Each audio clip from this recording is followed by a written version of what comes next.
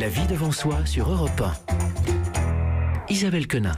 Après Zazie dans le métro, voici Anne Cazobon et son passe Navigo. C'est fou ce qu'elle apprend en prenant le métro tous les jours. Bah oui. Bonjour Anne. Namasté. Alors le vendredi, vous le savez maintenant, je vous parle de vous, je vous parle de nous, bref, je vous parle d'amour.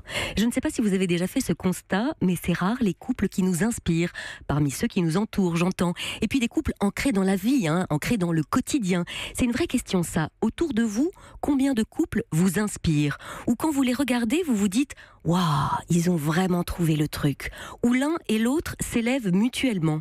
Où chacun cède dans la pleine réalisation de ses potentiels. Où on prône le nivellement par le haut. Où les jeux de pouvoir sont complètement bannis. Où il n'y a pas à instaurer de règles, puisque les rôles, les tâches s'échangent spontanément. Alors je les cherche, ces couples, partout, tout le temps, pour y croire à cette alliance possible. Et c'est finalement dans un métro bondé que j'en ai trouvé un dernièrement. Eh oui, heure de pointe, électricité dans l'air, promiscuité subie, l'équation infernale. Dans cette rame de métro, comme dans nos vies, chacun cherche sa place. Sans compter qu'à Montparnasse, les portes de la rame s'ouvrent et laissent entrer une jolie petite famille, 3 jeunes enfants et des tonnes de bagages. Il y a elle, la quarantaine, véritable rayon de soleil qui répond aux questions des enfants sur le nombre de stations qu'il reste avant l'aéroport, qui rassure les plus jeunes quand la lumière s'éteint, tout en rattrapant une valise qui se fait la malle. Et il y a lui, les traits tirés, les yeux dans le vague, la mine hirsute, qui se cramponne à la barre du métro sans un mot. Dans un moment de répit, elle s'approche de lui, le regarde avec une infinie douceur et lui demande « Ça va ?» Lui répond dans un soupir « Je suis fatigué ».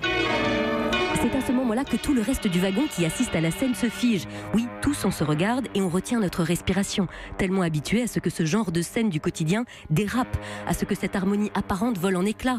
Là c'est sûr, les reproches ne vont pas tarder, le ton va monter. Elle va lui dire « T'es fatigué ? Bah franchement je me demande pourquoi. C'est moi qui ai fait les bagages des enfants jusqu'à pas d'heure. » Ou alors « T'es fatigué ? Et moi tu crois que je suis pas fatiguée ?»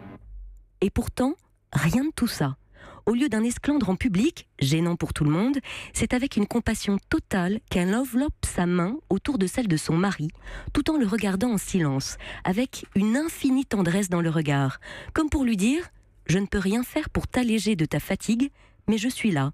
Puis elle s'est tournée vers le petit dernier pour lui répondre que oui, il ne reste que 3 stations avant de descendre.